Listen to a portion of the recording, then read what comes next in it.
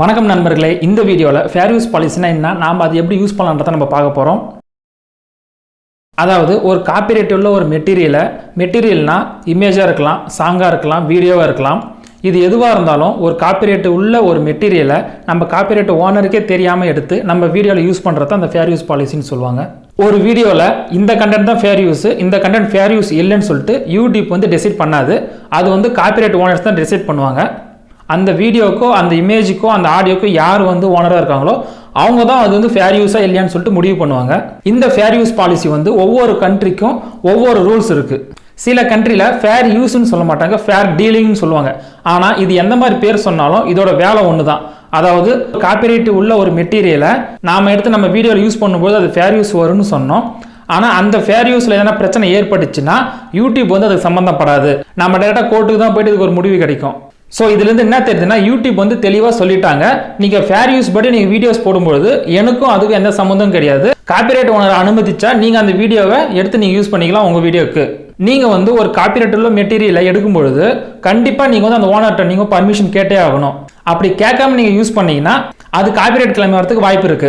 ஏன்னா அந்த copyright மெட்டீரியலோட original owner அவங்க தான். நீங்க அவங்களுடைய கண்டென்ட் எடுத்து யூஸ் பண்ணிக்கலாம். ஆனா அவங்கள்ட்ட பர்மிஷன் வாங்குறது நல்லதுன்னு சொல்லியிருக்காங்க. ஓகே, இப்போ நம்ம ஃபேர் யூஸ் எங்கெங்கெல்லாம் யூஸ் பண்ணலாம்னு பார்த்தோம்னா, நீங்க ஒரு எஜுகேஷன் சம்பந்தமா யூஸ் பண்ணிக்கலாம். இல்லைன்னா நான் ரிசர்ச் பண்ண போறேன் அது சம்பந்தமா எடுக்க போறேன்னா எடுத்துக்கலாம். இல்லைன்னா நீங்க ஒரு நியூஸ் ரீடிங், அதாவது நியூஸ் சம்பந்தப்பட்டமா நீங்க எடுத்து போறீங்கன்னா கண்டிப்பா எடுத்து போட்டுக்கலாம். சில பேர் என்டர்டைன்மெண்ட் சேனல் வச்சிருப்பீங்க, அவங்களும் எடுத்து போட்டுக்கலாம். இதை சில பேர் விமர்சனம் செய்வாங்க, அவங்க எல்லாருமே இதை ஃபேர் யூஸ் பாலிசி அடிப்படையில் எடுத்து நீங்கள் உங்கள் வீடியோக்கு யூஸ் பண்ணிக்கலாம்.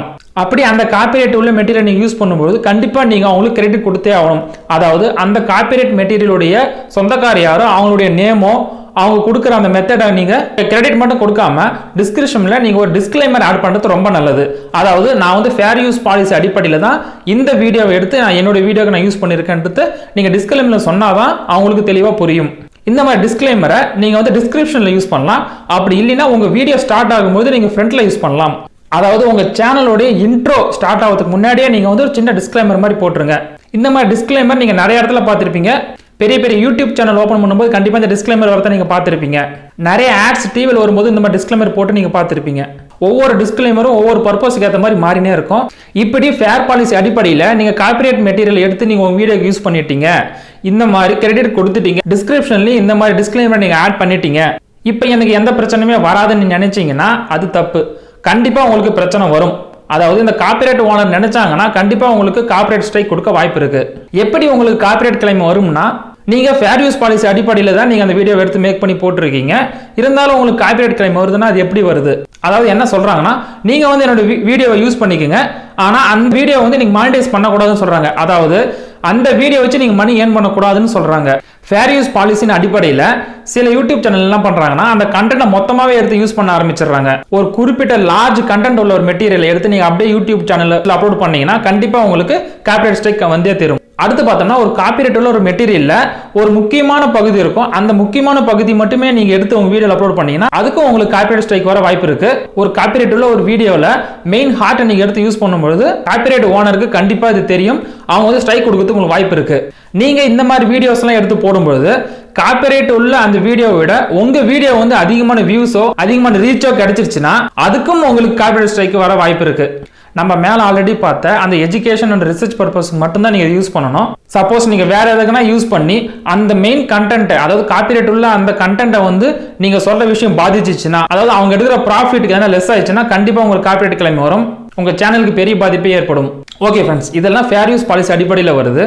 கடைசியா ஒரு சின்ன விஷயம், அதாவது நம்ம ஃபேர் யூஸ் பாலிசி அடிப்படையில் ஒரு காப்பிரைட் உள்ள ஒரு மெட்டீரியல் எடுத்து நம்ம வீடியோல யூஸ் பண்ணும்போது எவ்வளவு செகண்ட் நம்ம எடுக்கலான்றது சில பேர் கேட்பாங்க.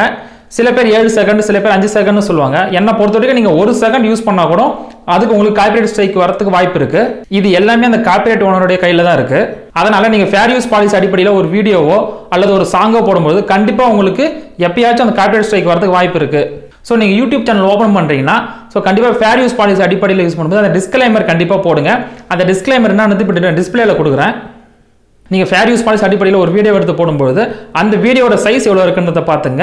நீங்கள் அந்த வீடியோவை எப்படி யூஸ் பண்ணுறீங்க, எந்த இடத்துல யூஸ் பண்ணுறது ரொம்ப முக்கியம். இதை சார்ந்து உங்களுக்கு காப்பிரைட் ஸ்ட்ரைக் வரதுக்கு வாய்ப்பு இருக்கு. மோஸ்ட்லி ஒரிஜினல் கண்டென்ட் பாதிக்கப்படாத அளவுக்கு நீங்கள் யூஸ் பண்ணிக்கோங்க. ஃபேர் யூஸ் பாலிசி அடிப்படையில் நிறைய யூடியூப் சேனல் தமிழில் ரன் ஆகின்னு இருக்கு. இவங்க எப்படிலாம் ஃபேர் யூஸ் பாலிசி அடிப்படையில் வீடியோஸை எடுத்து யூடியூப்ல அப்லோட் பண்ணுறான்றத நம்ம அடுத்த ஒரு வீடியோவில் நம்ம பார்க்க போகிறோம். அதனால் லைக் பண்ணிக்கோங்க, சப்ஸ்கிரைப் பண்ணிக்கோங்க. உங்களுக்கு எதனா டவுட் இருந்தால் நம்ம கமெண்ட் பண்ணுங்கள். அடுத்த வீடியோவில் பார்க்கலாம். நன்றி, வணக்கம்.